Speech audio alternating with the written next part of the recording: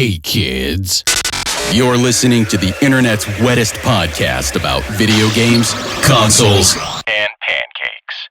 The SML Podcast.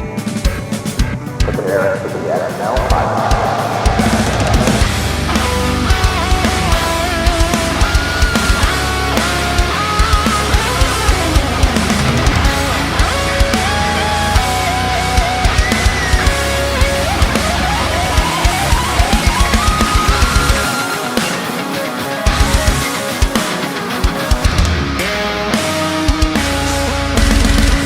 Howdy, congrats on being the first one here. What the fuck? I was like, am I in the wrong Discord? I don't know what's going on. I've been waiting for people to show up. I don't know. Looks like it's just us tonight, Tim. Oh, man. It's going to be the shortest episode ever. I mean, Pernell's the kind of guy who usually shows up right at the... Hi. Can you hear me? Yep. Can you hear us? Yeah, I can hear you. Cool. Do. Andy said he's running a little bit behind. He'll be a minute later, too. Pernell is almost out of time. Gonna be late. I doubt it, though. I believe in him. I don't believe in him. Yep. Wow. My disbelief was well placed. How are you guys? There's Marvelous.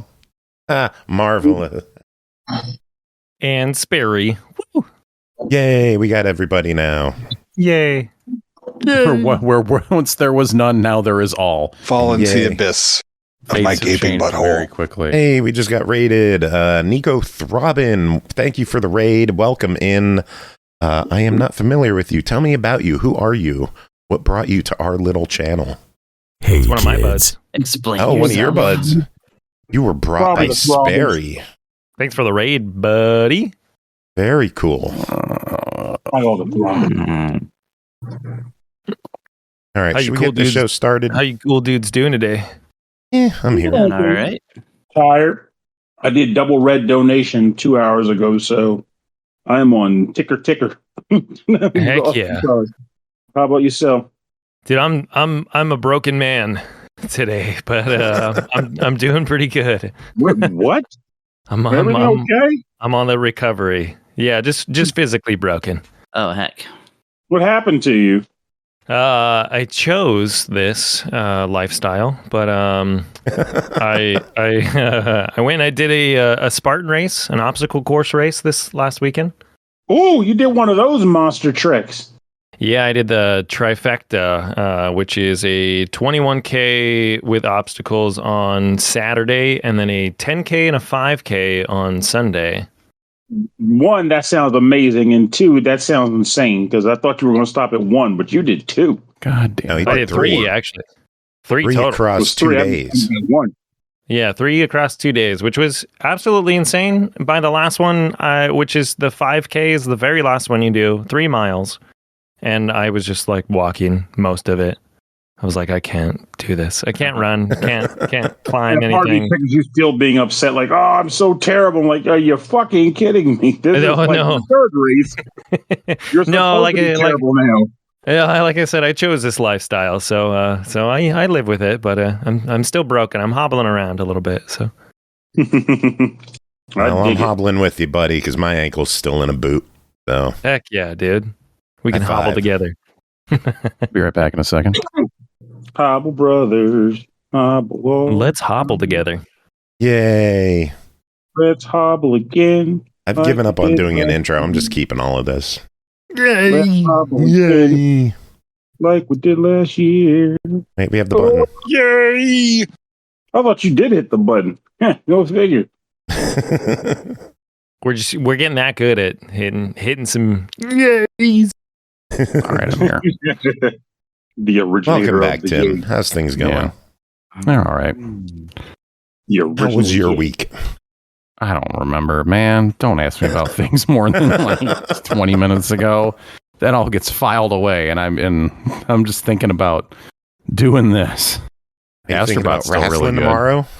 I actually am, especially because I got in my head that today was Wednesday, which is never good. Oh. So order wrestling all day and then stop doing this shit. Yeah, this is not Well, it's that lingering feeling. I know damn well it's Tuesday, but somewhere inside I'm like, it's Wednesday, right? No, it's not Wednesday. So now not only is it not Wednesday, so there isn't bonbons. Well, I'm stuck here, so there's that. But Yeah. Now the end of the week is coming that much later, and I'm just like, I don't know. I'm still holding out hope that I could get a cheap ticket for tomorrow. It's tomorrow. Wrestling in Wilkes-Barre, PA. About 35, 40 minutes. So would you be driving there hoping that you walk in and like, oh yeah, we got like some leftover tickets? Oh, I know I could walk there and get leftover tickets. I would rather just not go up there if I didn't like have 100% chance. But I looked at their seating chart and there's still plenty of tickets. Because it's a dead and dying company. I think it's just a dead and dying market. Wilkes-Barre sucks. So it's like an amateur wrestling group or something? Oh, no. Wow. Jeez. Look at this freaking WWE drone over here. This Mark. Yeah, that's right. WWE, bitches. Daggers in the heart. Son. All day, every day. I like that one wrestler. His name's like WWE. I love that guy. Good Lord. Who's that guy? Cold Stone Steve Austin? Old Stone Creamery. Old Stone Steve Creamery, yeah. Joe, you can get 100 level almost like across from the hard cam for $25. That's how much they are now? I'm looking at the pricing right now because it's the day before. Let's see. I think no, I don't want that. There's probably some tickets. Wait, was that? No, uncheck these two. God damn it. Sorry. It's just Ticketmaster. You know how it is. Yeah, there's a ticket that's $15. Holy shit. It's way over here. Right, Nacho Man, Randy Sausage. I'm going to have to talk to Ashley about seeing if I could use the car tomorrow night. I mean, I'm not telling you to spend Ashley's money, but I am telling you can get in the door in a seat in the arena for $15, and that's not bad. Like, yeah, that's pretty insane. That's not bad. It's not the greatest seat for $15, but it's not the worst.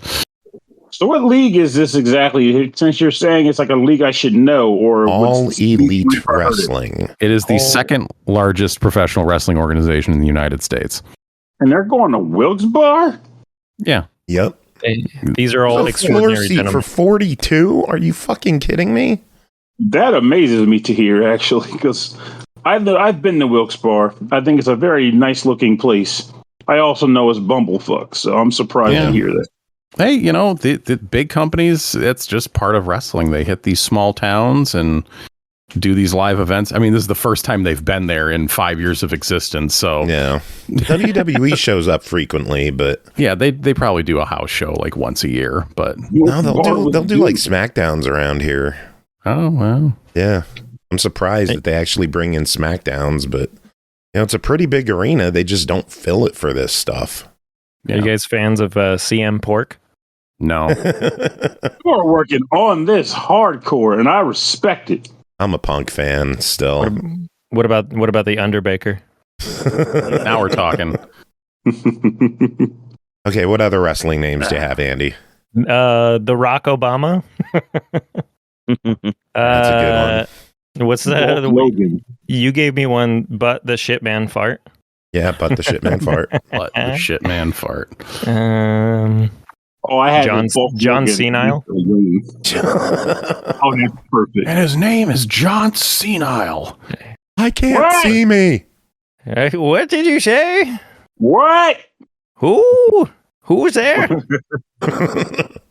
Where's those trumpets coming from?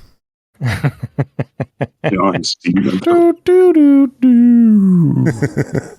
So yeah, I gotta convince Ashley to take off work tomorrow so I can have the car. Jeez, okay, maybe not. I'm now against this. Hey, don't earn income so I can borrow the car. Get your MagFest thing and then just sit in Discord with the rest of us. Yeah, I probably will. MagFest thing? Registration opens tomorrow. Oh. Yeah, and if you want to get in on the lottery, you got 1 week to register, qualify for the room lottery. Yeah. Oh, that's going to be fun this year. I don't know if I should tell people to go yet.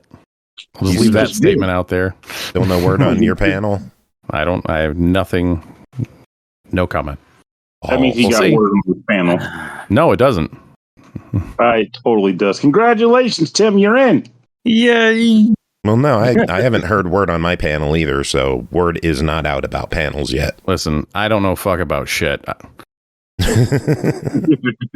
So that's why. I mean, it's the way it is. It's whatever. Usually, I mean, what do they haven't? This is the way the MagFest is now. It used to be they'd like have to announce bands and such and convince people to go, but now it just self-perpetuates, so they don't have to announce anything until the last minute. So it's like whatever. Exist, like, yeah, we do exist. Pay us money.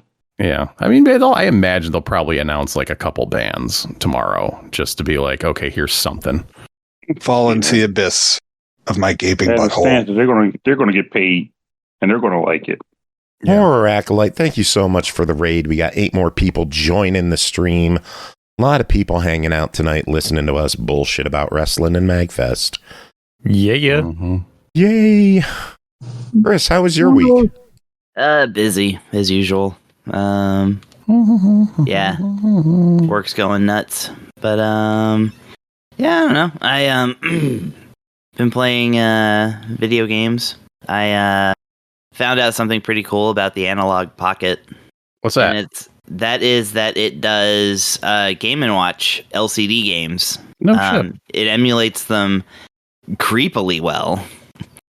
Like, I started, I downloaded this pack, and one of them was, contained a lot of Tiger LCD games.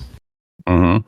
And it's like when you play them, you have the option of either just playing the game on like the screen about as close as it'll go, or it can back out to where you get like this whole high res image of the full device, and then you can just play the game from there. And yeah, I played a couple from my childhood, including Swamp Thing, which was not a show. It's not a show or a movie that I really cared about.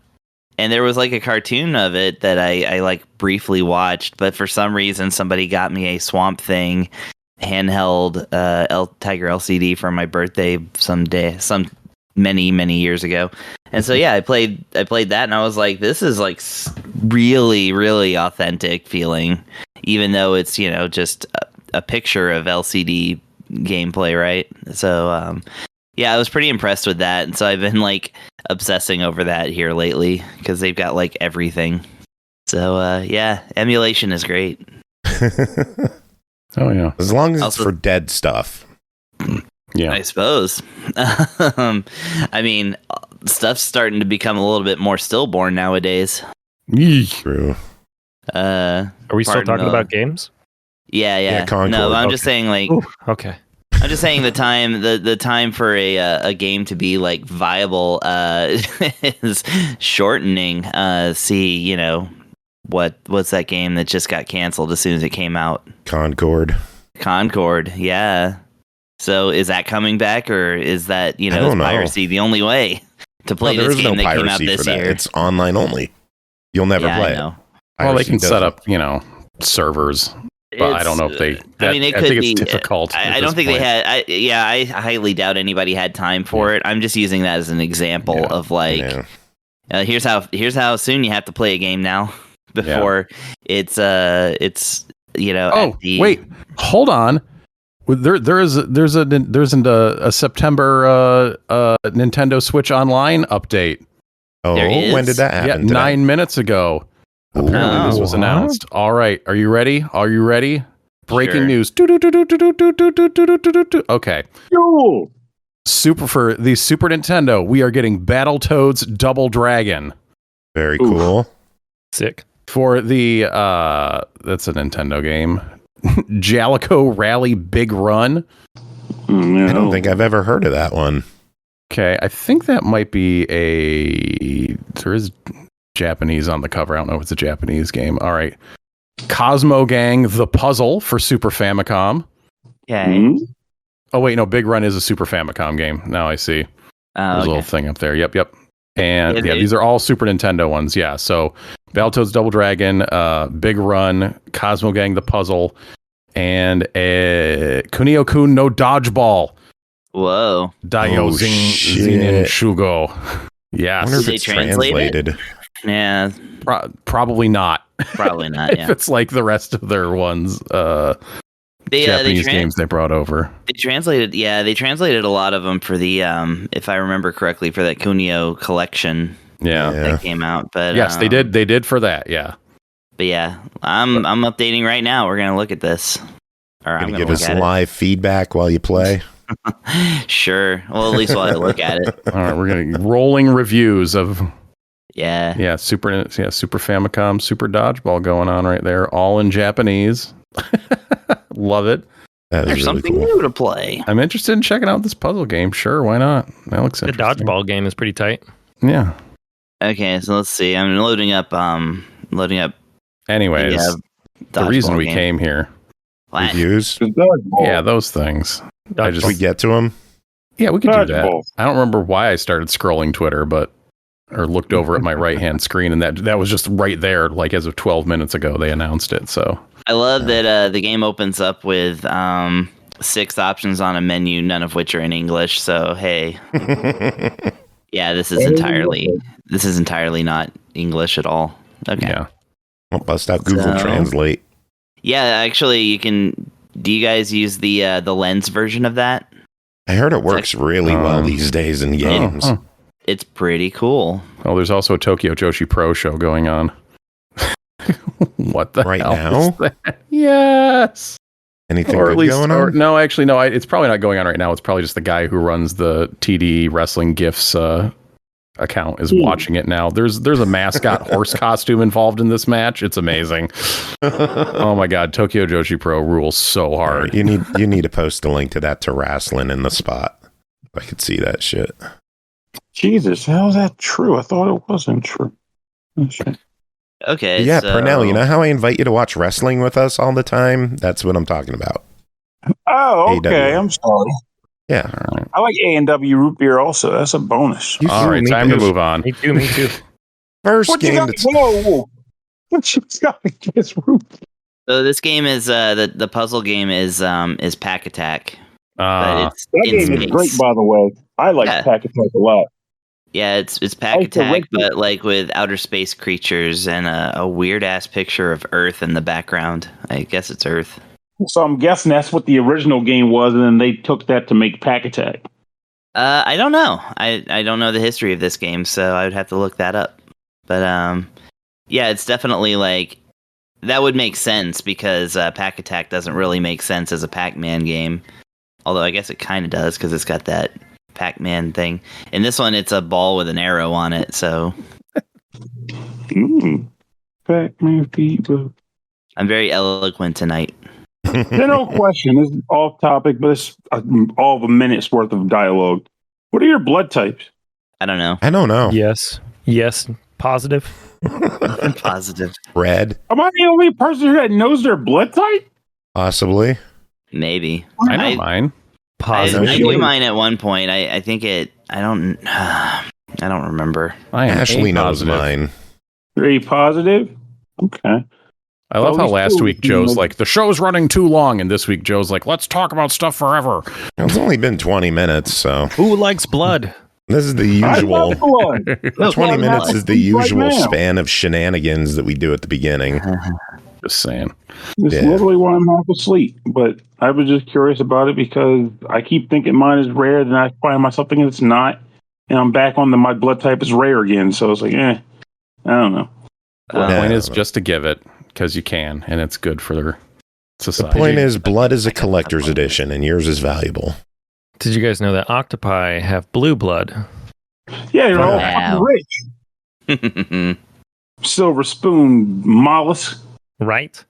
Bastards. Okay, should we get to reviews? Because this show's going off the rails a bit. Hey, the My God, Jellicoe wait. racing game is in English. Nice. Yay. I'm gonna Was pick it made the by ugliest fucking person. Blue Bloods? Navigators. Why do I need a navigator? What kind of game is this? Someone in a Jellicoe. helicopter spotting for you, apparently. Yeah, I guess so. It's a Jellicoe original. I don't know if I'm allowed to start reading or not. No, go You're ahead. allowed. Okay. First game to talk about tonight is Marvel vs. Capcom Fighting Collection Arcade Classics. Developed and published by Capcom, released September 12th. Switch, PS4, PC for $49.99, hitting Xbox sometime in 2025. The legendary crossover hits are back. The action-packed lineup consisting of 7 unique titles is full of heavy hitters like X-Men vs. Street Fighter and Marvel vs. Capcom 2 New Age of Heroes. The collection also includes the rare beat-em-up game, The Punisher. Jim, tell us about your thoughts with the Marvel vs. Capcom Fighting Collection Arcade Classics. Oh, what a long name. Once you read it all out loud like that, it's kind of gross. So many words. Yeah, so this is I don't know, maybe slightly unfair. You might be able to glean where this review is headed when I say that this collection is literally a dream come true for me. I have spoken the words aloud in the last decade or so that, man, I would just love to have a collection that had X-Men Children of the Atom, Marvel Superheroes, X-Men versus Street Fighter, Marvel Superheroes versus Street Fighter, and Marvel versus Capcom, just all in one thing. That would be so great. Those games, like, Marvel vs. Capcom got a good release in the US, but like all the rest of them, like their home ports were like garbage. It would be so nice to have them all together.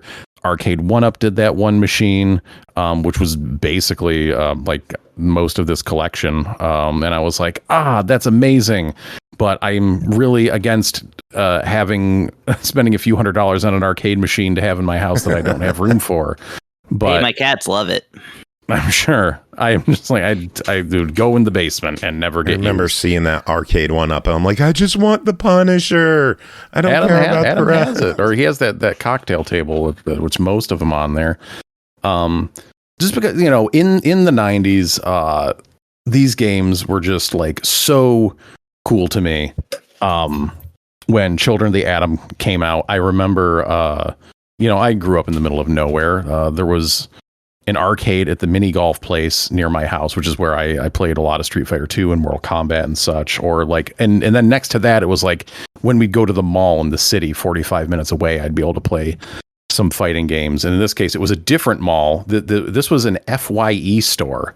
I remember those. Remember those? This was when it was like the first one in the area, and it actually the FYE had an arcade, and in that arcade it had Children of the Atom, and I remember just like looking at people playing it like mouth agape because I was a teenager at the time, but still just like the characters were so cartoony and expressive and larger than life. And the moves were so big and crazy and bombastic. The game just looked. And I did get to play it a couple times. It was just so cool. We eventually, once we had a PlayStation, we got the compromised version of Marvel Superheroes for that, and played a decent amount of that just because we had it and it was still fun and had some of the traits of the original. But it wasn't until like I got a Dreamcast and I got Marvel vs. Capcom for that I was like, okay, now we're really cooking. I had played Marvel vs. Capcom in the arcade at my college. Kind of missed the other two Versus games. Didn't really see a lot of those. And then, you have this collection that comes out. So it's everything that I dreamed of, except that it also includes Marvel vs. Capcom 2, which I always kind of excluded from my fantasy collection in my mind because I was just like, well, Marvel vs. Capcom 2 can just stand on its own. That's like its own crazy, beautiful thing. And then you get the Punisher as like this bonus here, but the whole thing is super special because as people know by now, like it felt like these games were gone forever. The last release we had of Marvel vs. Capcom 2 was on XBLA and PSN. The last physical release that wasn't like a code in a box was for PS2 way back in the Dreamcast as well. It was on Dreamcast as well. It came out on PlayStation 2 later. I didn't know the timeline on those. Yeah, it was like after the Dreamcast like threw in the towel, like a year or two later. Then Marvel vs. Capcom 2 came out on PS2, and those were very expensive games in English, which I owned both of. Until my Dreamcast stopped working, I traded in those games, and then later on, they a few months ago they announced this collection, and I got rid of my PS2 Marvel vs. Capcom 2 for a good amount of money, and Yeah. So, but it just felt like, with Disney buying Marvel and, whatever was going on there, we had heard nothing from these games, seen nothing for years and years. You had prominent YouTubers trying to stoke the fires and get something done, and it just seemed like nothing was ever going to happen until suddenly it all happened, and it's all here. And it's all on in one game. So yeah, these are, the Punisher, I guess I'll talk about that first. That is a beat 'em up. It is a good beat 'em up. It is awesome. It's like an awesome little bonus to have on this collection, much like the whole Haunted Castle and Haunted Castle remake are on that DS Castlevania collection that came out a few weeks ago. It's like, yeah, we people would have been fine with just the DS Castlevanias, but then they put this other stuff on there that's just like such a tasty bonus, like really a whole new Castlevania game, just kind of sneaking on there low key. And yeah, so Punisher feels like the bonus, but it's good to have it there because this is a game that the people, it's really obscure to think about. It's something that you were only going to play on emulator, but now you have it. You have a legitimate copy that's available for multiple consoles, and my screens just blinked out, but now they're back. Everything's fine. Sorry, that freaked me out. And then you get into the meat and the potatoes, which is this amazing lineup of fighting games, which are all running, arcade perfect. It's the arcade versions of the games. So that means in Marvel vs. Capcom 2, you don't have to go through the unlock progression of the Dreamcast and PlayStation 2 ports, for better or worse. We'll say for better in 2024, and especially for me, because I did not need to go through that progression again. I'd been through it like 2 or 3 times, like unlocking every character, like with my friends on their copies, on my copies, on different versions of the game. I've played a lot of single player, just grinding through Marvel vs. Capcom 2 to unlock characters. In this case, they're all just unlocked, though you can actually go into the options and toggle how many characters are unlocked, whether it's if you want to play with the base roster, you can. If you want to play with like they have them in like groups or tiers or something like that. So you can limit the amount of characters that are available for if you so choose, for local matches, but that's up to you. It's just an option. It's there. But yeah, these games play great. They look great. It is the full version of these games with no compromises made to like the backgrounds or the tagging mechanics, as it were, because the tag the like the X-Men versus Street Fighter, Marvel Super Heroes versus Street Fighter, the Marvel vs. Capcom ports that we got in the US for like Saturn and PlayStation were like you didn't have full tagging with them because there wasn't enough memory in the consoles. Only if you had like the Saturn, if you imported a Japanese Saturn and had the memory add-on, could you, and then the Japanese version of X-Men versus Street Fighter, could you play an uncompromised version back in the day. But that is all here. And of course you have Marvel vs. Capcom 2, which is kind of the centerpiece for me. I spent so many hours playing that game.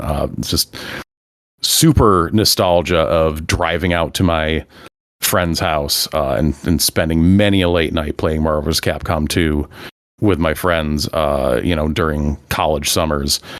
And now where the heck? Oh, that's where it is. Sorry. So you have the games. You get like a good amount of options as far as like difficulties and like, screen, effects go to try to make it look like a CRT or whatever. All the games have training modes now. Like all this stuff is layered on to like the arcade games. So it's like you have to pop out into a separate menu to activate these things. Otherwise you're just playing like basically an arcade version. You have training modes for all these games. Where you can overlay hitboxes and stuff, which is, again, this is crazy because these are 30-year-old games at this point. Some of them, I guess one of them, all the rest are less than 30. 2 of them maybe over 30. And then you can play all of these games online. They all have the good netcode, the good rollback netcode that you want for playing fighting games online in this day and age. They have leaderboards. You can make custom lobbies, pile your friends in there.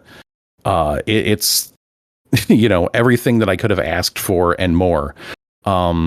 Oh, they have something that I would have asked for. On Steam, one of the headers is no experience, no problem.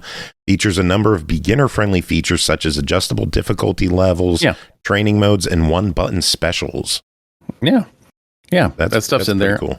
Yeah, and I feel like, Marvel vs. Capcom 2 especially is a pretty accessible game because it's down to 4 buttons. The way the combos play out, it's just easier to execute, which isn't to say that there isn't a very high level of play available in that game, because there for sure is, but it feels like it's pretty easy to get in that game and do cool stuff. And the other ones as well, just because everything, but yeah, because they've added these options. The drawback, drawbacks, there's 2. Like, one, there's amazing netcode, but when you are stepping online in these games, you are stepping online and potentially getting matched up with monsters who have been playing these games for decades. If you look at the Steam reviews, there's a lot of people talking about getting paired up against Justin Wong, who is one of, if not the greatest Marvel vs. Capcom 2 player of all time, and him just absolutely wrecking folks. Wow. Yeah, like specifically mentioning his screen name, and just like somebody who was just like, went online for my first match, got matched against Justin Wong, destroyed 10 out of 10. Someone says it's insane how Justin Wong has become a heel in the MVC community. Yeah, it's like, oh boy, now is the greatest opportunity to get new players into the community, and Justin Wong is just out there just destroying everyone with an iron fist on the hunt, just causing the first influencer to make a game lose money because he's causing people to just refund it instantly. Yeah, so but anyways, like, still you could play against your friends, stepping onto the ranked ladder. Well, everyone's not starting out on the same foot. There's some people that have been playing this game.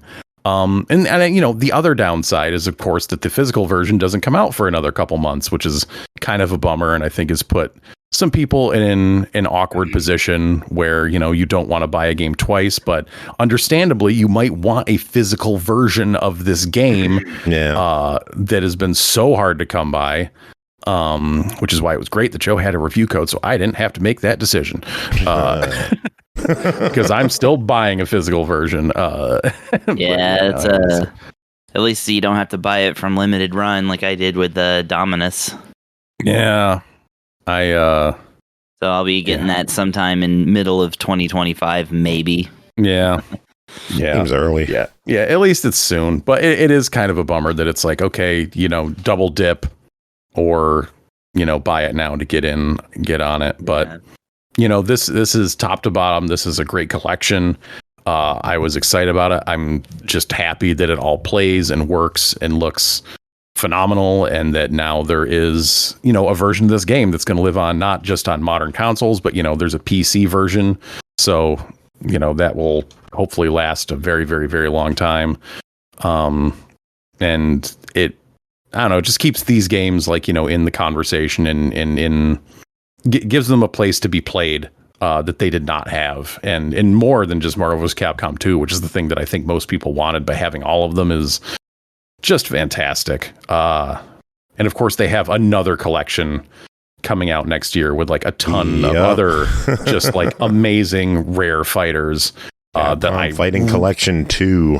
Yeah, Project Justice is on there, and that's incredible. Power Stone 1 and 2. Yep. Yeah, it has Capcom Fighting Evolution, which is bad. I wish that wasn't on there, and Techromancer was, just to round out the Dreamcast crew of those in the Capcom SNK games and Plasma Sword and such, but that's going to be another great one, I'm sure, especially if it's running the same tech that this one is. So this is absolutely a buy it. And even if you are a more casual fighting game player, this doesn't have I was going to say it doesn't have the single player options of some modern fighting games where you get an extensive one player mode if you're not going to go online and get sweaty all the time. But you do get 7 games to mess around with, and they're some of the more playable and accessible fighting games of that era to just get in and like start doing cool stuff. Like really the only reason not to buy it right now is if you're going to wait for the physical. There's also an unfortunate lack of crossplay at the moment, which is crazy because I feel like just everything has crossplay these days, but this game does not. It's a weird one. It is weird. It feels like it should, and hopefully that's something that they're going to patch in, because otherwise the player bases are going to be siloed off, and which probably means that most of the player base is going to end up on PlayStation, if I had to guess, because that's what they use for tournaments. But yeah, that's kind of a blower, but the collection's great. It's got features. It's got there's art in there and stuff, that I forgot about that. There's art like gallery a music, and like music there's a music player. Like that. Like that with pretty standard stuff, but it's in there and it's cool. Not the most historical or extensive historical record like some of those Digital Eclipse releases, but it's great. Digital Eclipse goes all out with that stuff. Yeah, those are history pieces, and this is still very, very cool, and has a lot of cool stuff in there, and just like its existence is awesome, and I think everyone should buy it, especially because if a lot of people buy this, then maybe we get Marvel vs. Capcom 4. That'd be nice. Hell yeah. Well, I will be buying it when it comes out on Xbox next year. For everyone else, the game's $50. What is your verdict? Yeah, no, it's absolutely a buy if you have any interest at all. Like, unless you just looked at this and you were like, no, not for me. But yeah, it's absolutely a buy. It's so good. It's so fun. Just get some friends over and just play a bunch of really sweet old fighting games that are just a lot of fun to play. Very cool. Worth the wait, I guess. Yeah, absolutely. Nice. I mean, really, I've only been waiting, 3 months now.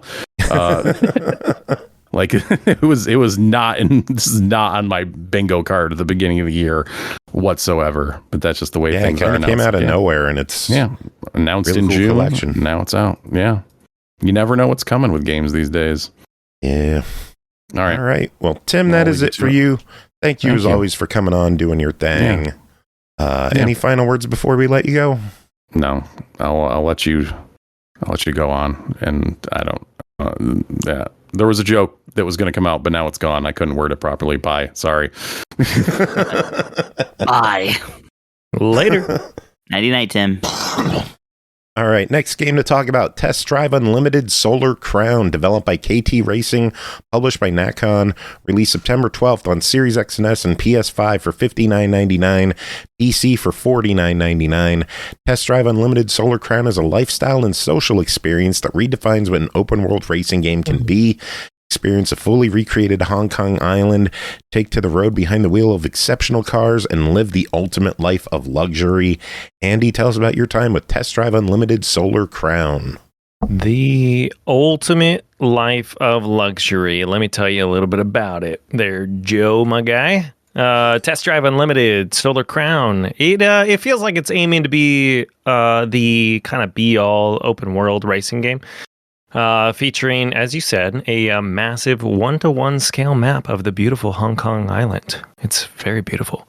Narrow city streets, docks, open countryside. It's all there, and it's all quite beautiful. This is the first time Hong Kong Island has been the setting for a Test Drive Unlimited, or as I like to call it, TDU game. And the space provides plenty of open room to explore and drive around. It's all complete with a variety of racing challenges, other potential car enthusiasts, and a clan system to not only boost your reputation among the elite drivers. Hold on, I gotta turn this up. But your influence in the clan you choose to be part of, siding with either the streets or the sharps. You will carve a name for yourself and rise within the Solar Crown elites.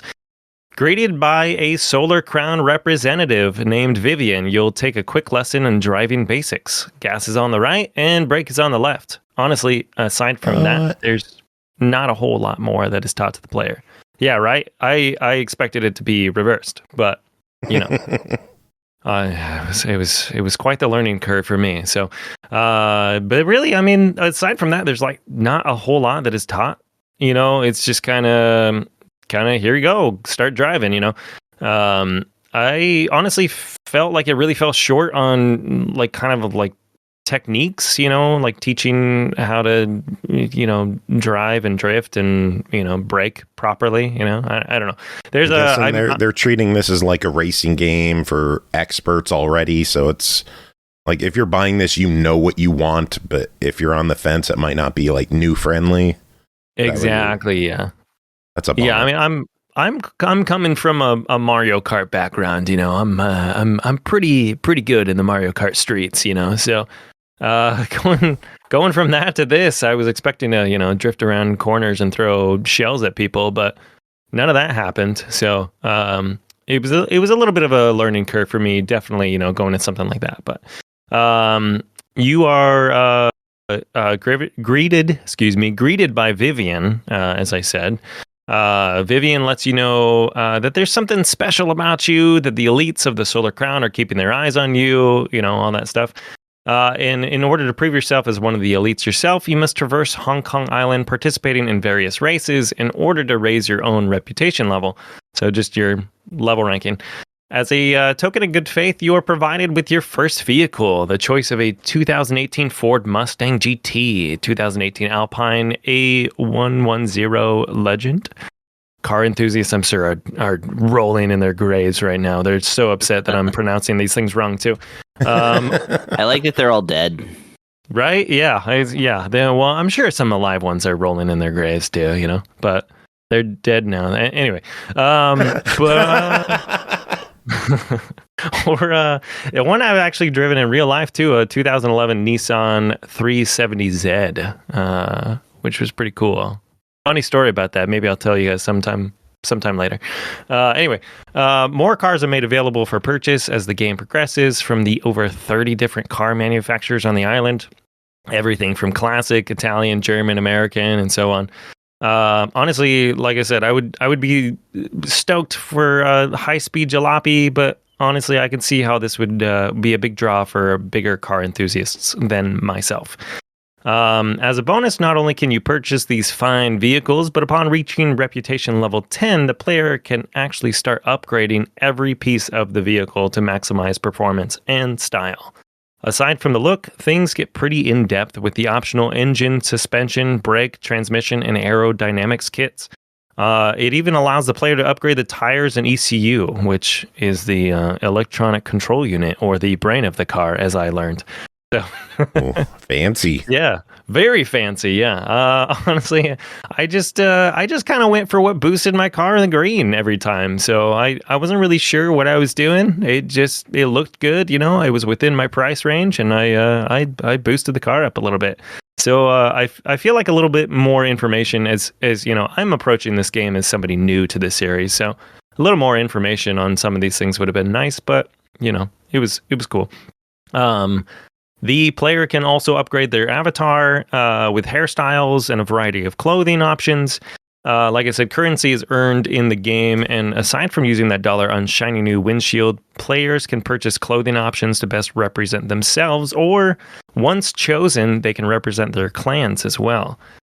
This can also boost your influence. So, in other words, think of it like wearing your team jersey to a sports ball game. Set. That seems cool, but it also seems so unnecessary to me. Like, wasn't. It's the same with Forza Horizon. I don't buy racing games to look at the driver. Right? I mean, you barely look at the driver. I think the game, every time you load the game up, it starts with kind of a view of your avatar, and your current stats and things. But aside from that, I mean, it's some first-person perspectives, and you're mostly in a car, too, so... Are there any stupid outfits? Like, could I get a chicken outfit or something? Honestly, I wish I did not see that. You're kind of limited to what you're able to get at first. I went with like a very like sleek, pants and long sleeve. I think he had like who wears pants? I know. I think he even had a turtleneck. I'm kind of regretting telling you guys this, but. had a mustache and some aviators too. I was looking hot, so. You got to get us a screen grab of your driver now. Oh yeah, I'll grab it after the show and I'll send it over to you. He's looking good, man. But yeah, so you barely see the driver, it's like he shows up actually after races too. You kind of see him. He's like stands in front of the car, and he looks good, or whatever. But so back to Vivian, who is one of the Solar Crown representatives. She kind of stays in the shadow most of the game, but she does appear from time to time to kind of inform you of new like unlocks based on your reputation levels. But in her place is Alyssa, which is essentially your very own Alexa in the game. Alyssa provides you with information on races, clans, locations, and a very handy navigation system too, because the island is massive. So, and then since the island is so big too, it's really important to kind of try to visit like a lot of locations on the map, especially key locations and gas stations, because those will allow you to fast travel actually outside or inside the building itself too.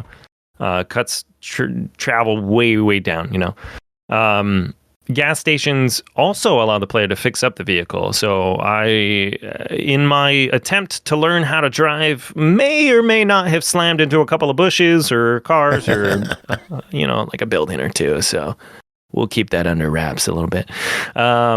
Time trials, speed traps, domination races, which are like races based on a point system. Once you join a clan races are available as well too. Honestly, all the races are kind of various versions of the same thing. And most of the time you're just going up against AI driving opponents, against different landscapes, which the landscapes are beautiful. You're driving through docks or tight spaces or city streets, or out in the countryside. All very cool. But for the most part, the same kind of opponents, and for some reason they are way above capable in their driving experience than you are, in just about everything. I honestly, for it being an online game, it's always online. So for being an online game, I actually never raced with another actual human player. I tried to. Yeah, which I like looking at the map, you can kind of see who is online too. I was playing it this morning a little bit. I found one person online this morning and I tried to race with them too, but I just couldn't get it to work properly. So that was weird. I'm honestly not sure if it's like server issues or just kind of based on the fact that it's a brand new release. But, I think total I saw like 3 people online, over the course of the time I tried the game. That kind of killed the whole like vibe of it being always online too, along with there were like a few problems with like the ability to save properly because of it. And also like a few frustrating load times that really never completed because of purchase options or whatever. And one of the kind of the bigger like drawbacks was it being online. You're constantly waiting for a queue to like turn over, people attempting to join the race. And it's like, there's nobody else in the race, just me. So anytime I had to, go against other AI units, or like restarting a race was like kind of a chore too. I wish I could just pause it and go restart. I couldn't pause it at all. I mean, it was a pause, but it was everybody was still driving, so it was a resume. I guess because being the whole online thing, it couldn't pause everyone's game. Exactly, yeah. But even just going on against AI, I was like, okay, well, like maybe I could pause it, and just bring it into the race here. But I don't know. It's kind of one of those things that I want to keep trying and seeing if like more people are jumping in, or like I said, if it's just the fact that it's so new of a release. But I'd like to race against some people. I'm kind of worried because I'm looking at SteamDB right now, and it's like 9:50 when we're recording this. It's not late at night. It's not early in the morning. Those are like prime time gaming hours. There's 775 people in game on Steam. That's not great. No, that worries me. I checked early this morning, probably about 7 o'clock my time when I was playing it. And then I also played it when I got home from work for a little while too. So around 3 or 4 my time, I'm on Pacific. So some prime time gaming times, and I didn't see anybody in there. So that is a bummer. I'm seeing on Steam, a lot of people are reporting crash issues. And then some people who have been playing for quite a while are saying that it has a dynamic difficulty. And if you start winning races, the AI becomes ungodly. Yeah. And the only way to drop it is to start losing. And I think that's bullshit. That was definitely another side to it that I didn't enjoy. You know, the AI in general is like leagues above my capability. I mean, maybe somebody with a lot of skill could do it, but my capabilities, you know, but yeah, I did notice that there was no, I mean, like a single player campaign would be so nice for a game like this, you know, allow me to, let me drop them back a little bit, you know, and let me customize, you know, the players I'm going up against a little bit. Like that would be awesome. Everything's got to be live service these days. I mean, even, you know, like Mario Kart has offline single player campaign, you know, so, like I don't know, you know, we can only do so much, we can only cry so loud, but it's that kind of killed a lot of things for me on it too. So I mean, to be honest, it overall felt like it was like shooting for something cool, but kind of fell short in a lot of spaces too. I don't know. Yeah. Well, it clocks in at $60 on console, $50 on PC. What are your thoughts? I don't want to say don't pick it up, but I wouldn't pick it up right now. You know, I feel like there's a lot of things to fix on it, and there's not very many people playing it. Maybe patches in a sale. Yeah, let's go with that. Sounds good to me. Better be a big sale though, and more people better be playing it. So I feel bad because like I pre-ordered this so I could get into the beta and give it a try. After I played like an hour of the beta, I'm like, I think I'm going to cancel my pre-order and wait. Oh man, yeah. So, like, wait, yeah. So, aside from just like not enjoying it, what did you experience that you didn't enjoy? It just felt like sluggish and generic. Like nothing stood out to me. Gotcha. Nothing felt special. Nothing felt unique. It felt like more of what we've already seen, and it's online focused, and I would rather just play by myself with AI. Yeah, you would. Yeah, well, it kind of sucks too because I'm not like super familiar with the test drive, like the TDU, like, you know, world, and so I even looked into it a little bit to see, you know, a little more information on the games, and I guess a lot of these games have been like really groundbreaking, and so going into it, I was stoked. You know, I was like, let's bust into this, man. Like this is going to be awesome, and you know, it just wasn't. So, yeah. All right. Well, that is it for you, Andy. Thank you so much for coming on and hanging out with us. Thank you, man. Any final words, final thoughts before we let you go? Nah, dude. Just tip your waitress, and I hope you guys have a wonderful night, man. Thanks for always letting me play cool games and be silly on here. Indeed. We'll catch you next time. All right, later, guys. Peace. Have a good night. I'll be lurking. Next game to talk about is Cricket, Jay's Really Peculiar Game, developed by Studio Kumiho, published by PM Studios, released September 19th on Switch, PS5, and PC for $24.99. PS4 and Xbox versions will come later this year. After a devastating loss, Jay would do anything to fix the past. Blast off on a quest with your newfound friends on a journey to the gates of Yemelia, a fabled land on the moon that's rumored to grant any wish. Chris, what is Cricket, Jay's Really Peculiar Game? What is indeed? So yeah, this is I'm sorry, I'm playing it right now.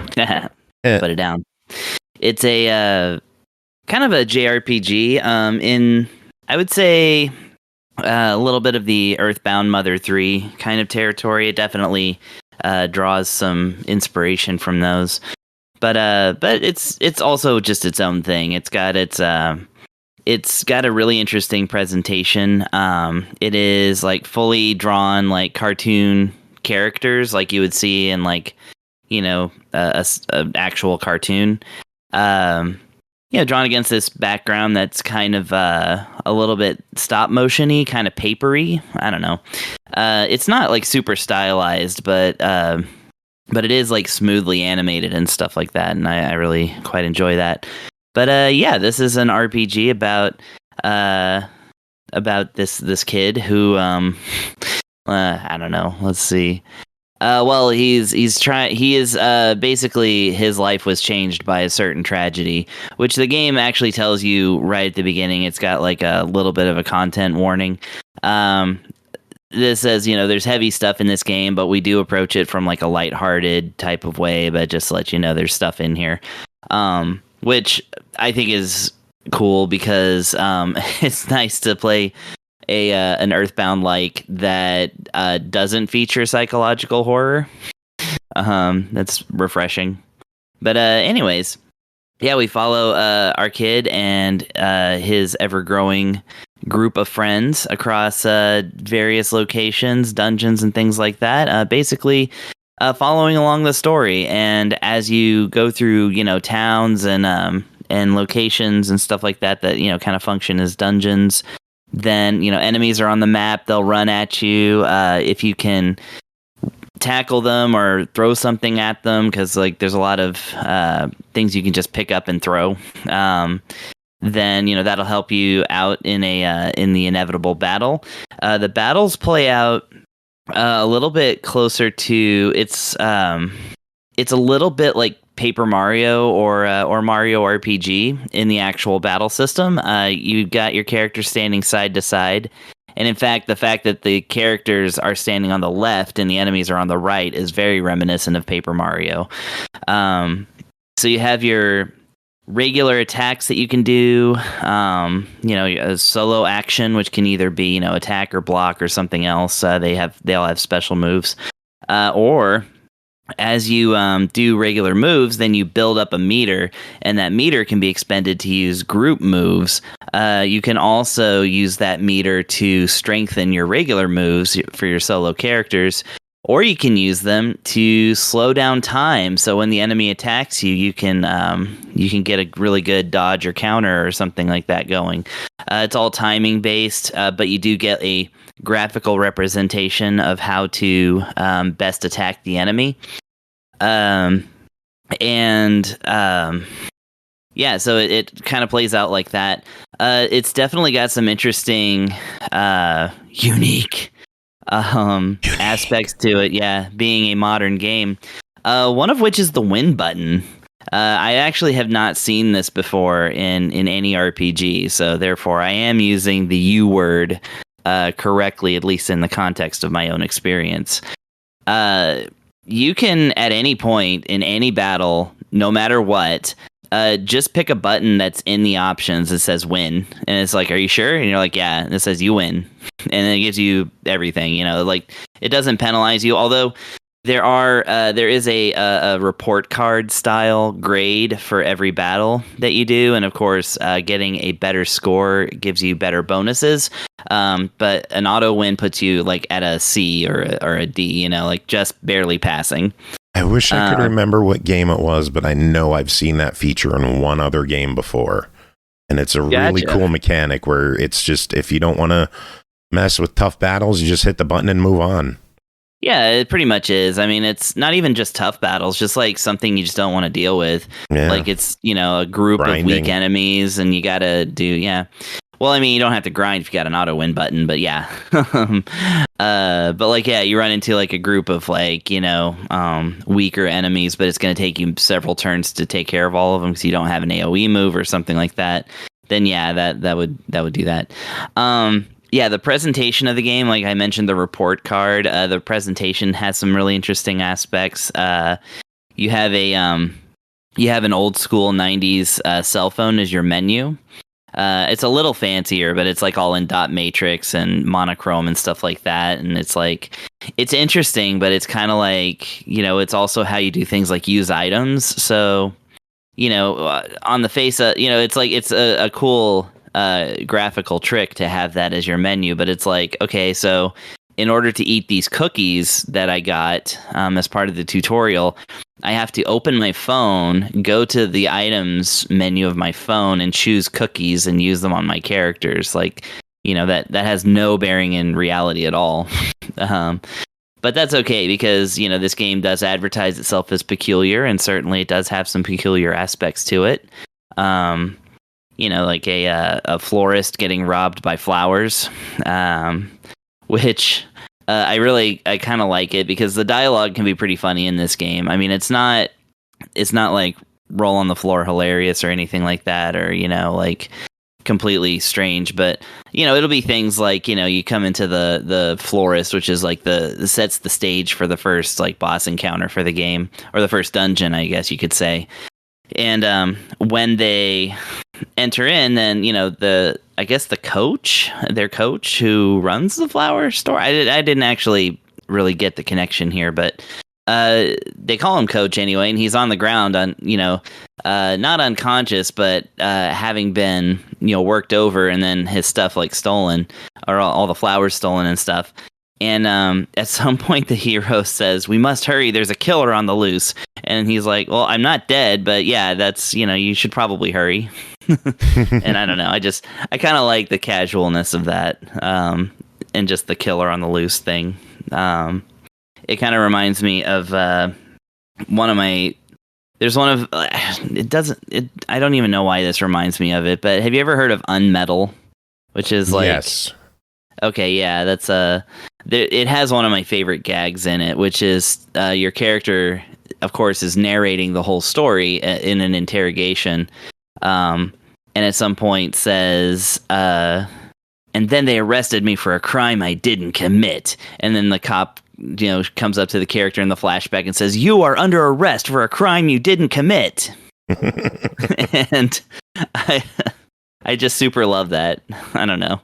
Just messing with stuff like that. Anyway, I guess it's a similar joke, but anyways. So yeah, the story that gets told is, of course, like I said, it's eventually the prospect comes up of getting this moon wish, and when you join a peculiar character that you meet, and yeah, it just kind of flies from there, and like I said, it's kind of a story of like, getting to know these like weird, strange people, and read some jokes, and eventually it tells a purportedly heartwarming tale of accepting loss and things like that, which kind of reminded me a little bit of Ni no Kuni, actually, but I think it's just like the kid wearing a red cape and stuff, and maybe the cartoony aspect of it. But yeah, it's like I like the premise of it. I will say, everything else in the game kind of plays out like tutorials, like tell you what to do and like all this other stuff, and you're just like, okay, well, here we go. And at one point, I got really far into like, I think I got about to the first boss, and then I was like, well, I'm going to save this for later. So I went back to the main menu, and my game was not saved. There's no autosave or anything like that. You have to find a phone and call your sister. It's like Earthbound. You have to find the phone and talk to, and there's one phone in the town. It's like I didn't see one in the dungeon, so I was like, oh, okay, so that's like that. So I had to start the whole thing over. Oh, geez. So if you didn't know, every line of dialogue or any time the game takes over for you has a skip button. So you can skip a lot of entirely the game's content if you want, except for the opening tutorial battle, which I'm like, come on, if you're going to borrow from Mario RPG, borrow the thing that lets you skip the opening battle. But that's, that's a minor complaint. Overall, yeah, the game's slick and it's charming, and I'm looking forward to playing more of it. And now that I have saved my game, I'll be able to. Yay! Well, it clocks in at $24.99. What are your thoughts on Cricket J's Really Peculiar Game? I would definitely say if you are, and you must be, the audience for a kind of a more whimsical but heartfelt take on the RPG genre that may remind you of, of some Nintendo games. Or I don't know, maybe it's got more of an Undertale thing to it, because they do let you do mean things to people. That's just like kind of not really like dangerous, but kind of jerkish, and I feel like that's going to end up having a cumulative effect in the game. Like you could throw trash cans at cars and crack them up. You can walk away from people while they're talking and they say something about that. So you can kind of be like a jerk in the game, and so maybe that's going to come to a head. So maybe it's more like Undertale. I don't know. I won't know until I beat it. But anyways, yeah, I'd say if those name drops that I made interest you, then yeah, this is a solid one. I'd say that I didn't really come across any issues apart from not knowing how to save my game and kind of paying the price for that, but that's okay. I know now, and like I said, I am looking more forward to playing through this game. Cool, so yeah, buy good. it. Yeah. All right, moving on. Next game is Marko Beyond Brave, developed and published by Studios Mechka, released September 17th on Steam for $19.50. Marko Beyond Brave is an action-packed Metroidvania adventure. Wander through lush forests, crumbling castles, battle corrupted creatures, and escape intricate traps. Jump, slash, and shoot your way through challenging foes and mighty bosses inspired by Slavic myths and legends. Pernell, tell us about your time with Marko Beyond Brave. This ain't no damn Metroidvania. Anyway, Marko Beyond Brave is an action platformer or adventure platformer, because there's adventure, whatever, where you control a character by the name of Marko. You and two people that I perceive to be your brothers based on one character's dialogue are shown at the beginning of the game to be fighting a three-headed Hydra beast. And at some point, things go awry. As Marko's link goes to land a blow, the bridge that they're fighting on collapses, and he falls off the bridge to his death, but is then resurrected by a golden deer. And then you're exploring. I don't know why. I'm not even making that up. I don't know. I assume you're trying to, figure out what happened to the two people on top of the bridge and also defeat the monster that you were fighting on the bridge. But there's very little setting you up after what I literally just described. There are some like tomes that you can find as you explore that might give some world lore, but not a whole lot going beyond that. So after this happens, you are pretty much in the bottom of a cave, and you work your way out. And this is when the game kind of introduces you to some of the basic mechanics of combat. Marko fights with a sword, which he finds shortly after waking up. And he uses this sword to do a light combo, which can be extended by purchasing upgrades in the main town.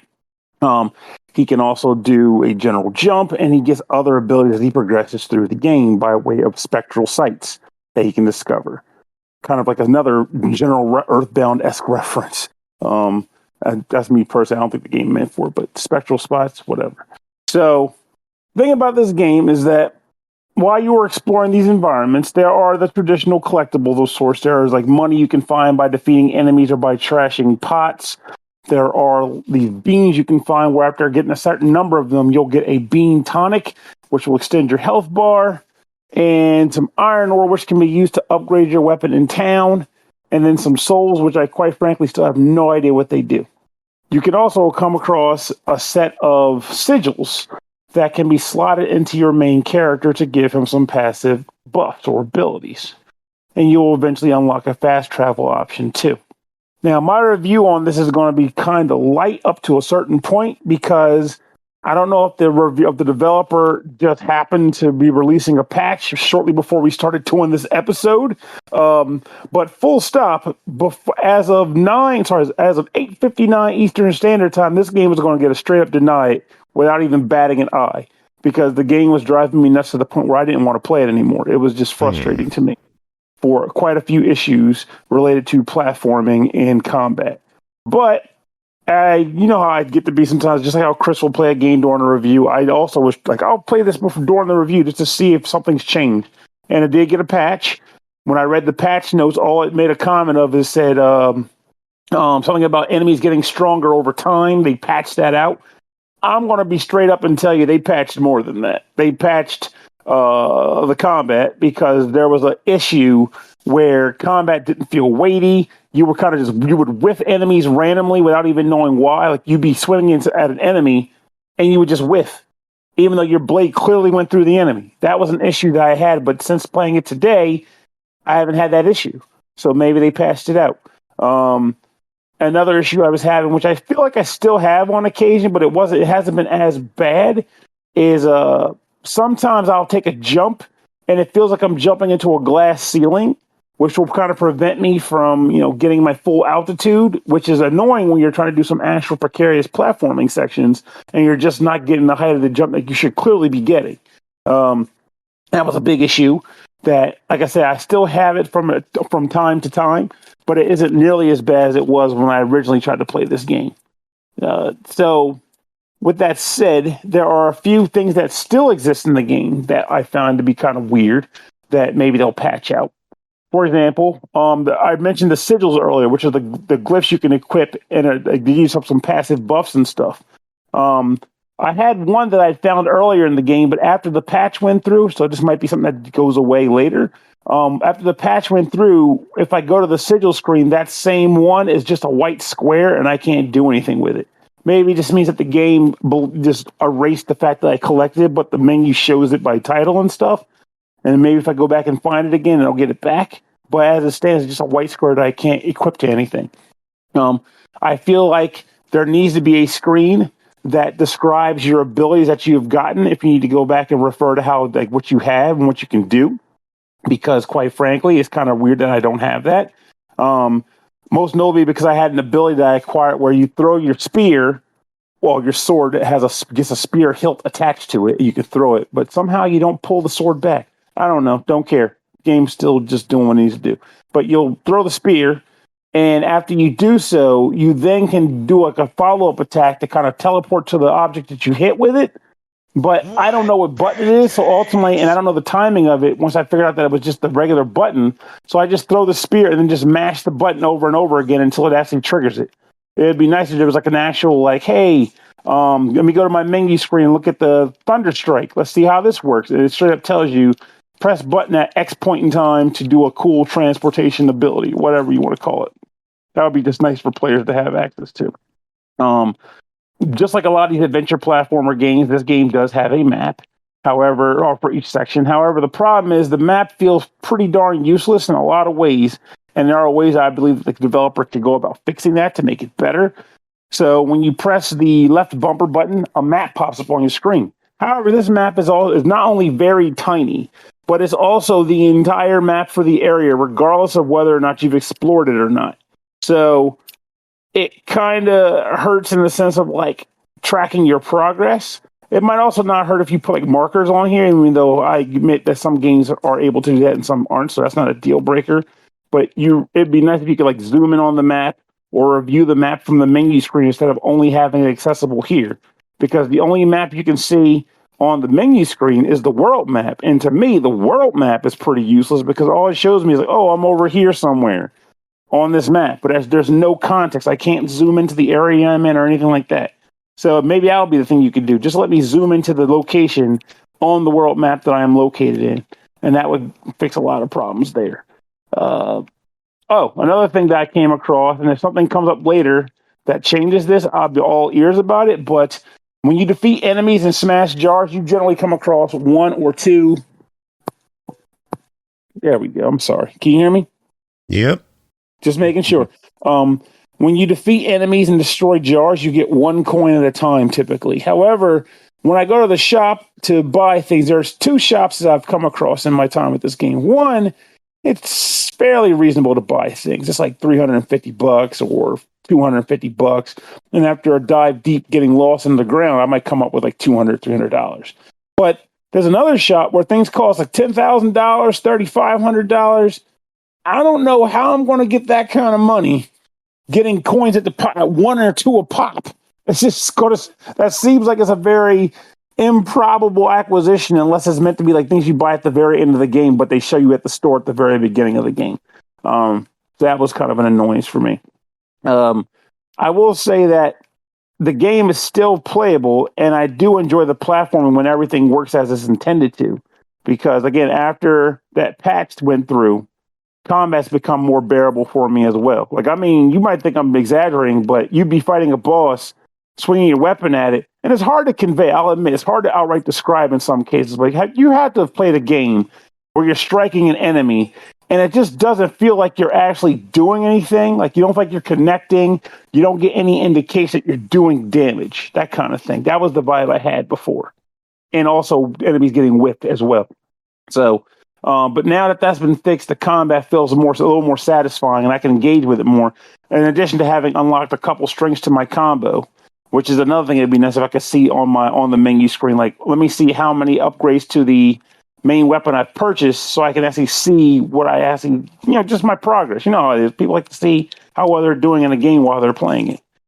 So I think I may be coming well up on the 10-minute mark that you were concerned about before. I am going to wrap this up right now with the general vibe of saying Marko is a game that, Marko Beyond Brave was originally going to be called Marko Beyond Lame by me at the end of this review. However, I'm going to say that I appreciate it.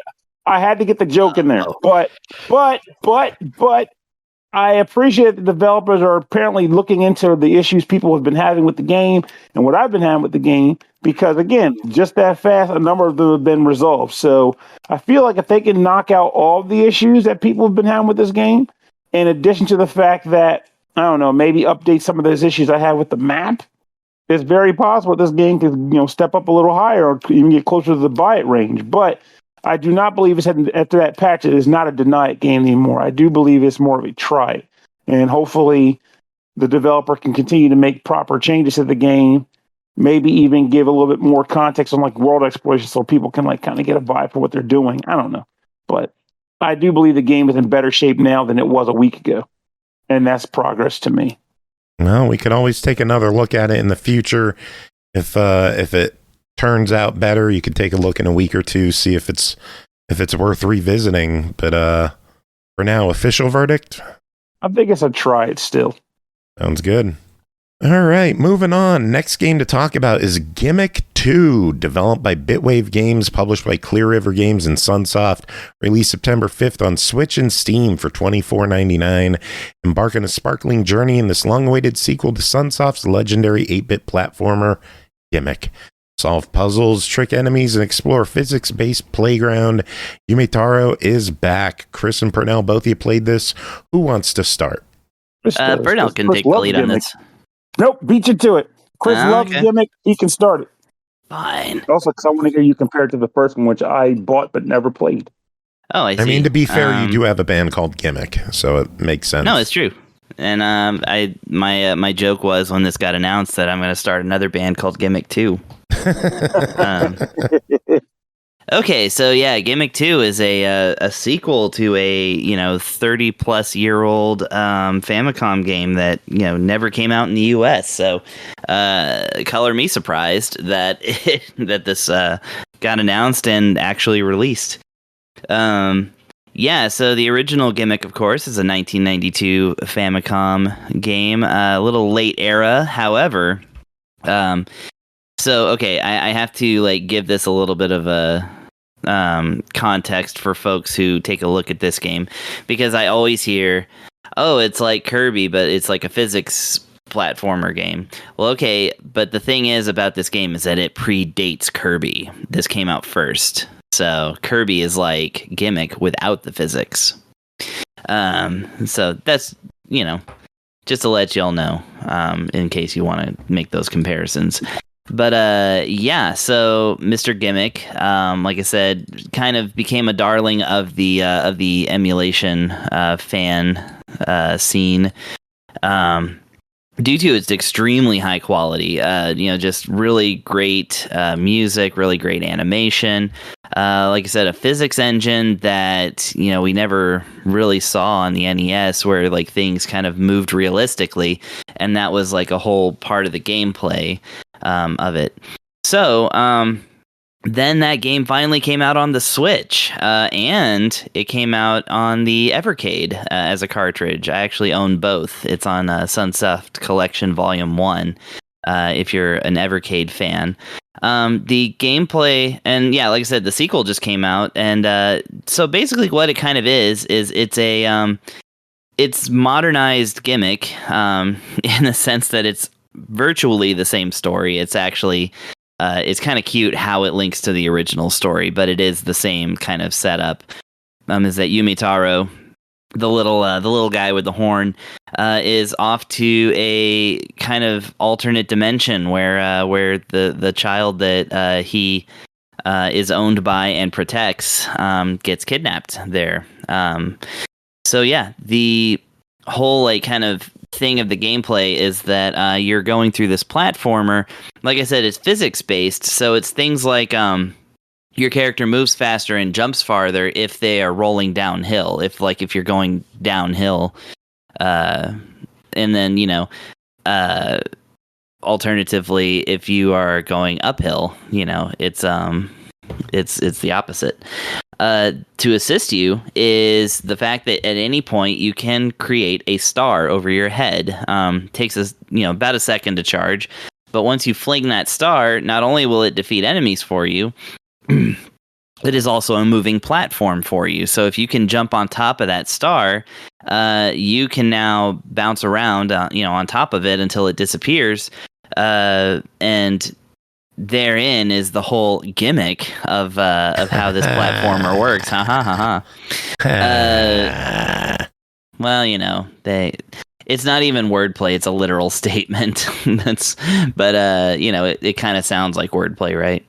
So, anyways, the new game is like the old game, except like I said, the animation is even smoother. It's no longer pixel graphics, but beautiful hand painted art. Well, I say hand painted. They use computers, with their hands, I assume. But it's great looking art.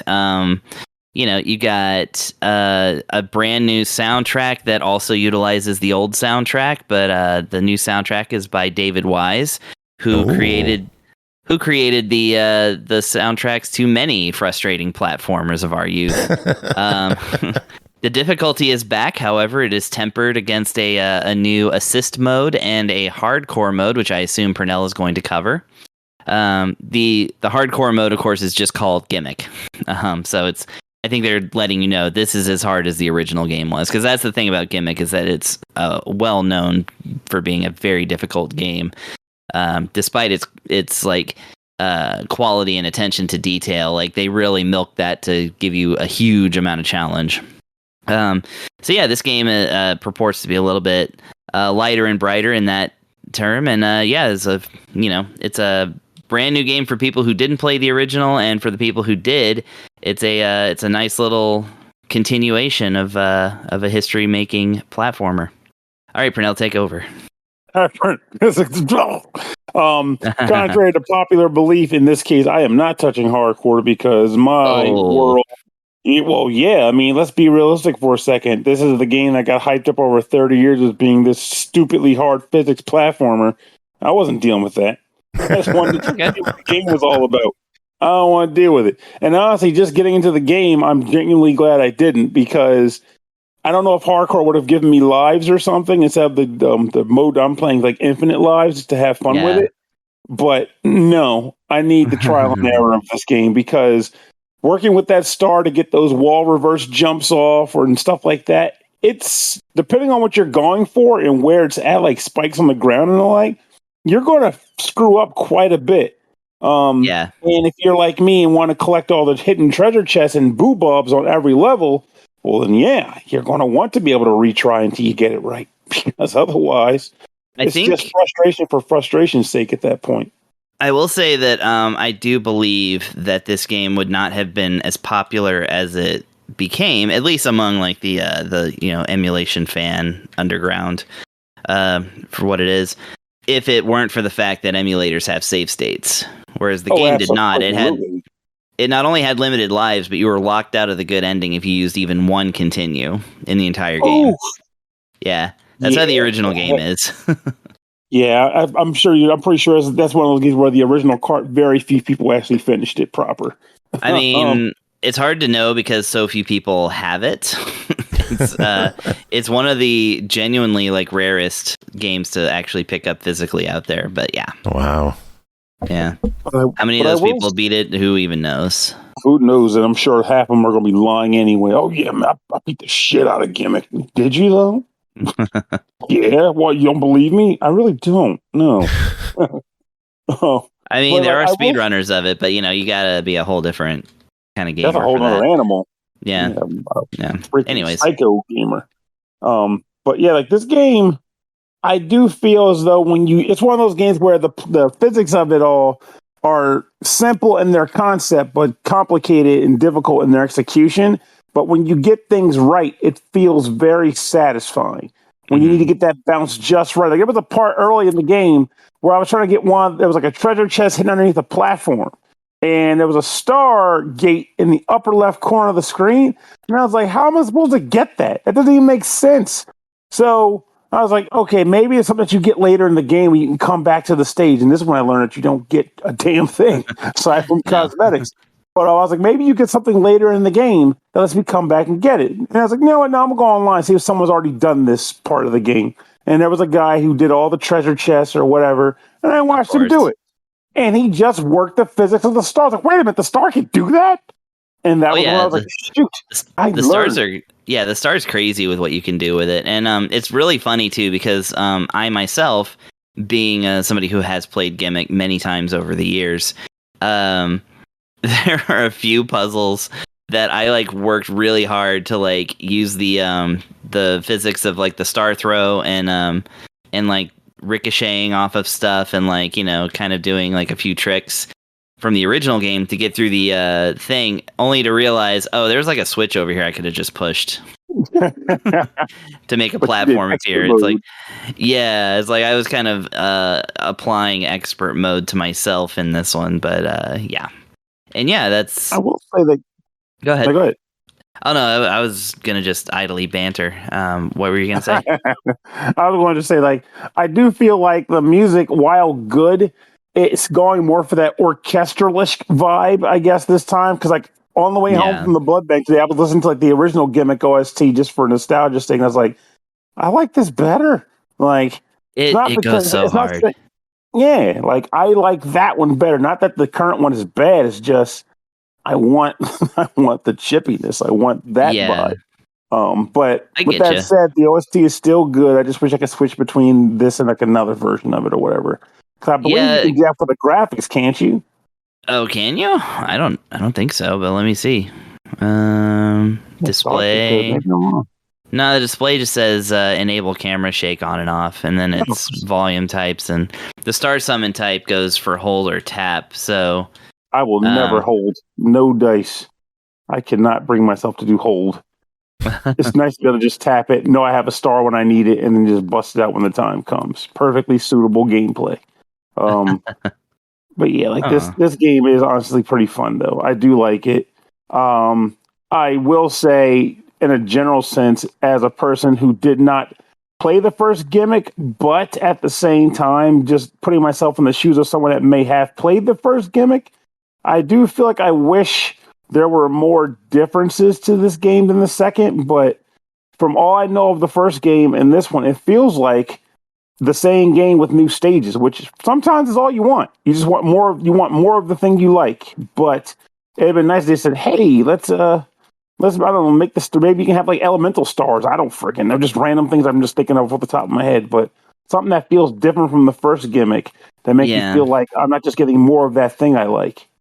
Well, I due to the fact that this game is hard, I have not gotten that far in it. So I wonder, like, I guess you saw somebody playing the game, and did you like watch the whole thing, or just through the part that you were having trouble with? More so the part I was having trouble with, but you know how it goes with these games. Like you start to see what the collectibles do, you start to see what the objects are, and their vibe is pretty much coming down to, oh, I see. In this game, all the collectibles and stuff involve me just getting things that make me look cool. I get a different colored star, which don't get me wrong, I like cosmetic collectibles and stuff. Yeah, but it's interesting because the first game, again, for the real ending, you have to collect all of these treasure chests, and they involve like playing the game in a way that is much more difficult than it has to be, and they have those hidden items tucked away in special stages in this game, but most of them are just like real simple little puzzles. Well, I mean, some of them are kind of hard, and yeah, they let you alter your Yumitaro, so you kind of get a little bit of a Katamari thing, right? Of like you get the special bonus like appearance changing thing. So that's kind of cool. But yeah, I actually did get the actual special item of the stage, at least of stage 1. But so that's pretty nice. And I wonder if it does have the multiple endings where you do have to actually grab all the stuff to get the real ending. Well, the video that I saw was called "All Chess is Special Ending," so there's definitely a secret ending. Okay, well, spoilers. No, hush you! I didn't spoil what the actual thing was, both for myself or for the listeners. And now you know there's a special ending. Oh, God, who would be that upset? Like, I can't believe you told me I can work towards something cool. Oh, come on. Yeah, multiple endings is something you would cover in a review. We just won't tell you what they are. Yeah, I was going to buy this game until I learned that there was something cool I could earn. Well, now you got to tell me whether or not people should buy the game. It's $24.99. I need a verdict. Oh, absolutely, I buy it. God, this game is amazing. I think so. I would say personally that it's worth, due to the fact that it is more of the same thing, maybe play the first one first and then play this one, just to be like, hey, okay, play the first one since it's already there. And if you happen to think it's a good time, experience this one too, because it is more of that thing you like. I will say that I like where Pernell's going with this, but I would go backwards. I would play this game first and then play the original, because the original is an amazing experience that some people just don't have the patience for, or don't want to like sit there and rewind all the time. This game's really, really, again, it has infinite lives and a ton of checkpoints, including a checkpoint that you can move around the stage. There's a buddy. I don't know his name or anything because the game didn't tell me. But he's a buddy, and if you talk to him and push the X button, he'll take you to all the parts of the stages that he can be found that you've already been in. So you can kind of, cool chipmunk. Yeah, the cool chipmunk. And then, I think that's pretty cool. And you can revisit stages, of course, so you can go back and get the things you didn't get, whereas the first Gimmick is entirely linear. So yeah, I would say actually this one is a buy it. The other one is a buy it, but I would maybe actually, if you're brand new to the series, I would check this one out first, because it's more amenable to the modern gamer.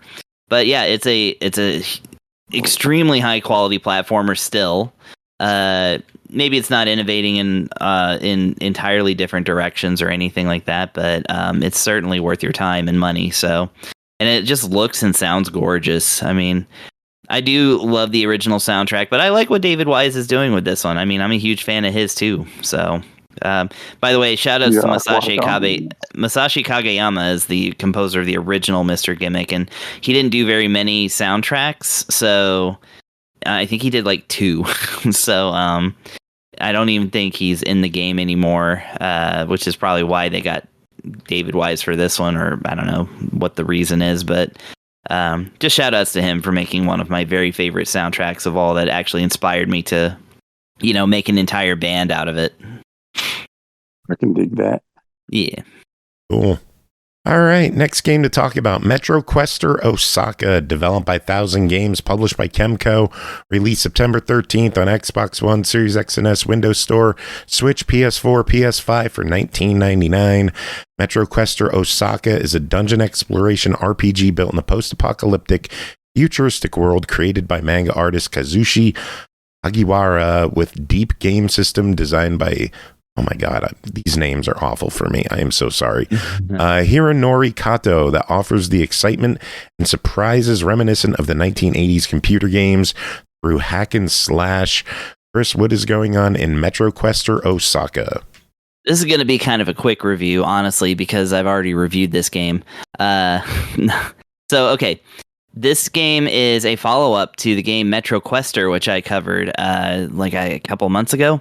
Let me read the first paragraph of the Nintendo.com product page for the original Metro Quester. See if you can spot a similarity here. Metro Quester is a dungeon exploration RPG based in a post-apocalyptic futuristic world created by the manga artist Kazushi Hagiwara, with a deep game system designed by Hironori Kato that offers the excitement and surprises reminiscent of 1980s computer games through hack and slash. The only thing they changed about the descriptions between these two games is that the original game features 24 characters and 8 classes, and this game features 32 characters and 8 classes. This is the exact same game in every way except the actual map.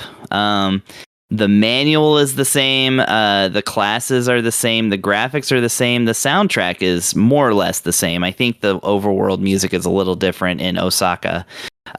You do get one little thing that's a little bit different in that when you start the game, a character comes up and tells you there's been a earthquake, so we've fallen into some area of Osaka. Let's check for survivors first. As I recall, you were in a party of 5. Do you remember what it consisted of? And then you have 5 choices for what you want your party to be.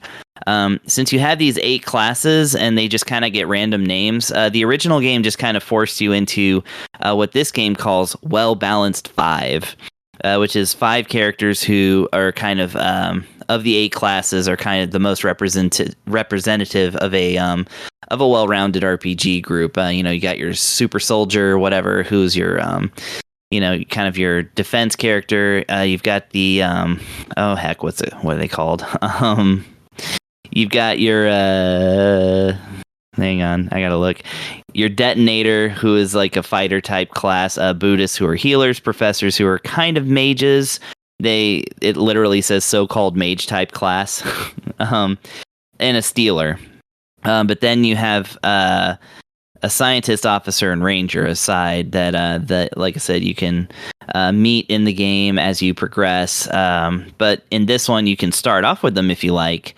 If you choose one of the other 5 groups, one of which I quite like because it's called Eccentric Osaka Gourmet.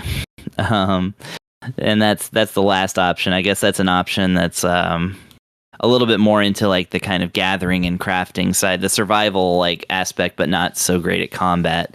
So that's kind of cool that you can choose like a different type of group that will favor a different kind of gameplay. For instance, 5-man aggro just gives you like 2 mobile police characters and I think 2 detonators. But anyways, it's all about DPS and there's like no healing. So it's a kill or be killed. But yeah, so the game, like the last Metro Quester, is a dungeon crawler that occurs from a top-down perspective where you basically move square by square, removing the fog of war around you, as they call it, and basically uncovering a maze-like level that may have a path going through. You'll find like different interactable like blocks, some of which you can mine for food, some of which you can mine for resources, some of which will have stuff hidden under them, including enemies who are prowling around. Different colors of enemies tell you or indicate that there are going to be different strengths. So, you may run into something that's much more powerful than you, or you may run into something that's about, something that you should clear out. And you do kind of have to, get in there and get your hands dirty because your characters need to gain some levels. They actually start out at like level 10 and 5 and stuff like that. So it's weird that they don't start out at level 1, but but again, this is just like the last game. So yeah, the fights are done where your character blocks, your character portraits are on the left side. The enemies are kind of approaching from the right, and you assign certain moves. You kind of assign a macro, if you will, or a preset for what your character is going to do. So they may do like a defensive move to boost their defense, and then 2 attacks. They might do a healing move and then an attack. Maybe one of them is going to use one of their AoE moves and then, defend. You kind of set it all up and then you just hit the X button and let it play out. And then you get a chance to kind of change your strategy if if the enemy is proven too tough. And the enemies will prove too tough because this is a dungeon crawler, so you really have to have your wits about you. Again, I did not see enough stuff different about this game that I can really even talk about it versus the other game. It truly is. It's that wizardry More formula, you know. More of the same, yeah. Which again, it has precedent, but just the fact that they even just copied and pasted the description of the game means that they truly did not care to try and make this a unique experience. Unique. And the fact that I'm calling that out on a KEMCO RPG is, that's pretty noteworthy, I think. The fact that they really did take a lot of that last game and just kind of copy pasted it into this game. But again, if you did play through the old game and got through a lot of the adventure, then this may just be what you want, just more of the same, but in a different setting, in a different maze. And like I said, it's not a bad thing necessarily, but it doesn't give you one much to review. Yeah. If you heard my last review, you probably heard most of this review already. So that's how it goes. The important question is it worth picking up? It's $20. What are your thoughts? It's actually on a little bit of a sale right now, I think. So it's only for $4 more hours. So I wasn't even okay. Well, if you want to save $2 in the next 4 hours, then but yeah, by the time the podcast people hear this one, then that's not going to be the fact. Yeah. Really, this is for fans of the original only. If you didn't already play the original, you could play this one. Like I said, it does give you more of a choice in the loadout that you can do, like the different characters you can adopt. There's not much storyline to these games at all, so I super doubt that anything is going to tie this to the last game story wise. So yeah, you're kind of you're good with picking either one. I mean, if they're the exact same price, you might even just consider picking up this one just to have that little bit more freedom, or like I said, if you want to start the series over, you can. This is definitely the kind of game that appeals to a very limited group of old school game fanatics because of its, like I said, very primitive approach to, or not primitive, I suppose, but it's an old school approach to the graphics and stuff. Like your characters, it really is just like Dungeon Encounters kind of game, right? Even less so. Like it's even really. It's even more bare bones than that. Yeah, like you literally are just on a grid. It very much looks like a kind of 8-bit computer style graphics, except for the portraits, which are these lovingly done anime portraits that look great. But yeah, it's text and it's and portraits and like a grid and but yeah, it's Oh, and a lot of stuff that doesn't really tell you anything. I mean, you do have to read through the manual, essentially, just like an old school computer game. But yeah, once you get into the game, like your character doesn't even turn, like when you move them, they just kind of walk. It's like the very first Dragon Quest before it became Dragon Warrior in the US. Like your character's just facing one direction, and when you move him, like he moves to the, it moves to the side and back and stuff, but doesn't turn or change the sprite at all. It's yeah. But again, but the portraits look great, so it's definitely a mix of old and new. Very intentionally made. Like I said, they name dropped the people that made it, so that's important to them. But yeah, if the original is a buy it for you, this one is also consider buying it for you. If you're just gonna do one, maybe consider this one instead of the first one, just for the extra options. But yeah, it's kind of like if you're a fan of this kind of thing, you already know what this is. So yeah. Again, my job's mostly done, and I've just been talking here for a while. All right. Well, we have one final game to talk about tonight. That is called Utopia Must Fall, developed and published by Pixeljam, released September 9th on Steam Early Access for $5.99.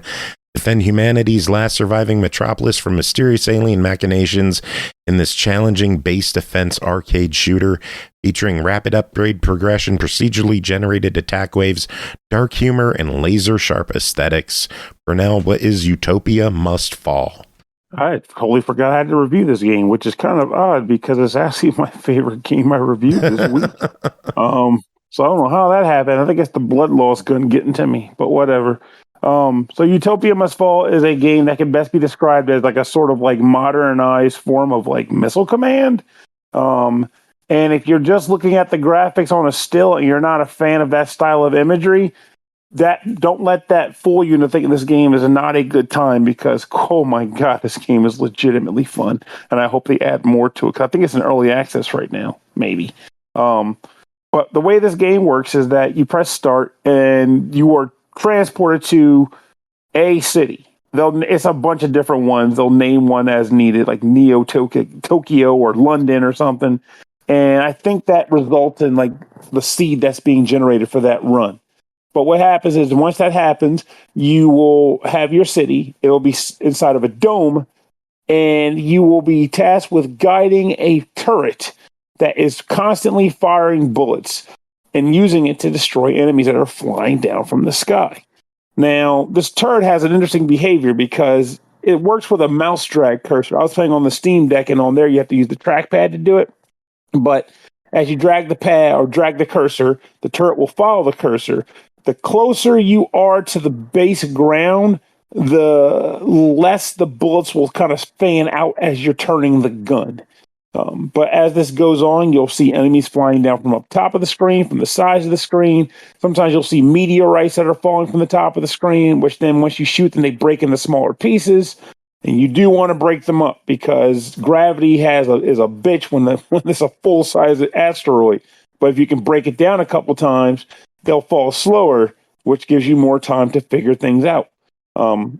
As you attempt to destroy as many enemies as possible, you want to make especially sure that none of the enemies, either be their enemies themselves or their bullets, crash into your dome.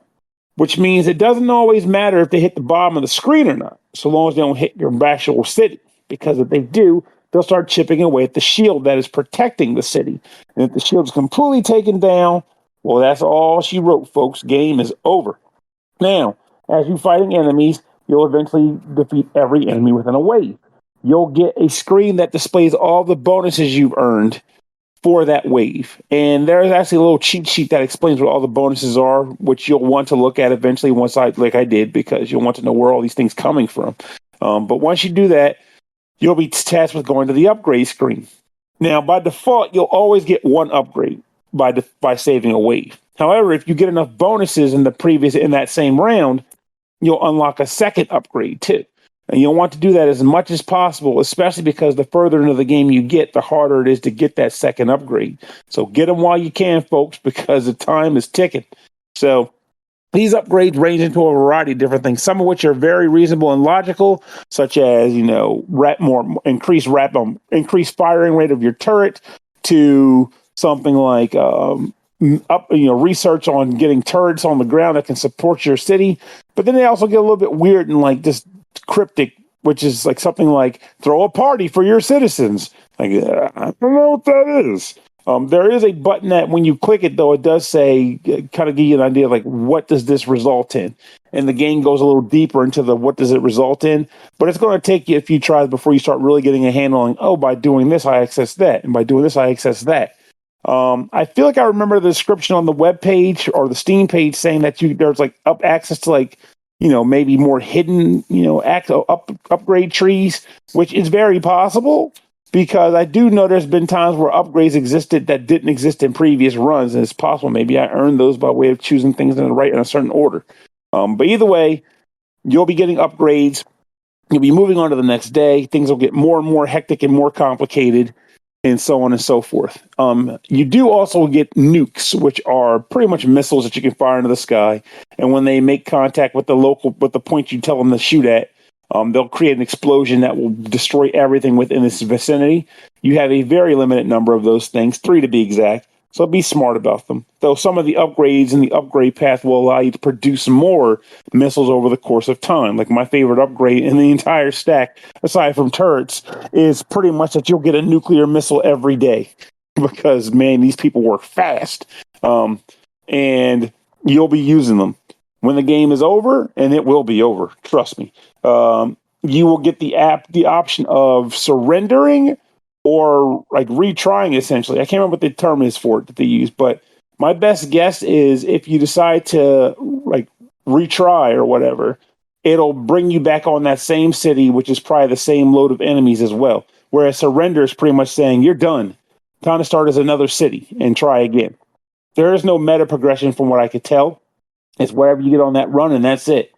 But I will tell you this. I booted the game up with the intent being like, I'm going to just see what this is all about. I'm going to bed or something. I'm tired. And I ended up playing it for about 2 hours. Nice. The game is legitimately fun. It is addictive, and you will find yourself doing just one more time, one more go. This time, I'll lose less poorly. I don't know, because you're not going to win. If there's a win condition, I'd love to see it. But you still find yourself wanting to try again to see if you can do a little bit better, get a little farther, maybe do a better job of throwing your citizens nice, fun parties. I don't know, whatever you want to do. But it's a good time. And it's something that I hope that, again, I remember seeing it as early access, but I would like to see them do more with this.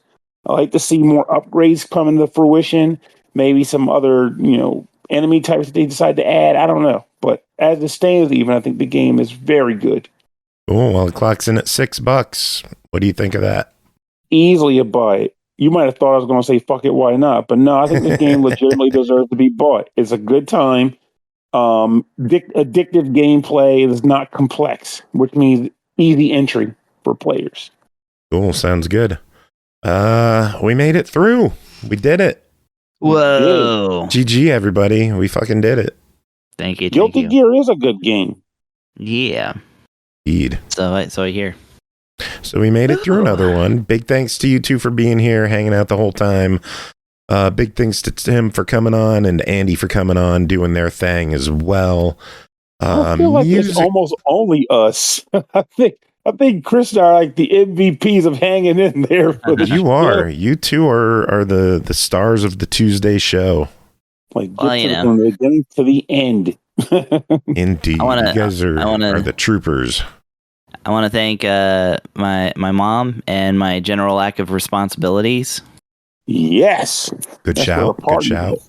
I want to thank God Music this and episode. Yumitaro and Wizardry updated.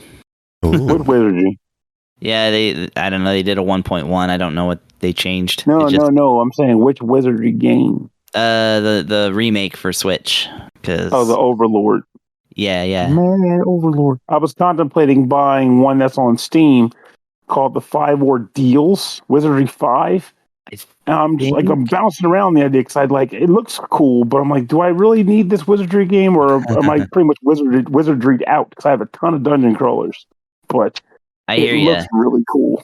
I hear you. I need to finish one of them, just one of them, and that includes 3 games in the actual Wizardry series. So it's yeah.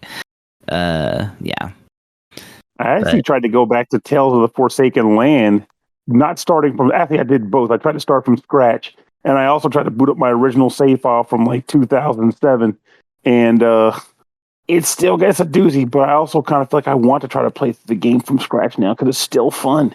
I wonder what it would be like if I plugged in a PS2, put my memory card in, and went back to Kingdom Hearts.